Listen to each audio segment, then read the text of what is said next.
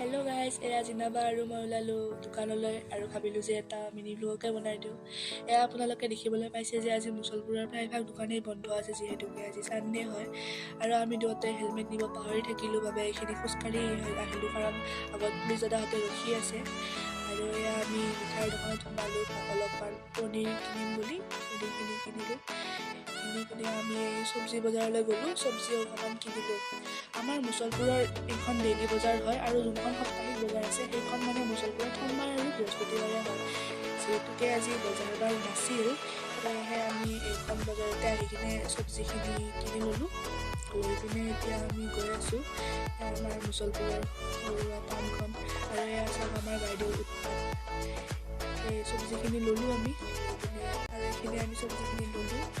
পিনে চাওঁ এয়া আমি ম'ম' খালোঁ। আৰু এয়া আমি গৈ আছোঁ, আৰু এতিয়া আমাৰ ড্ৰাইভাৰগৰাকীও চেঞ্জ হ'ল।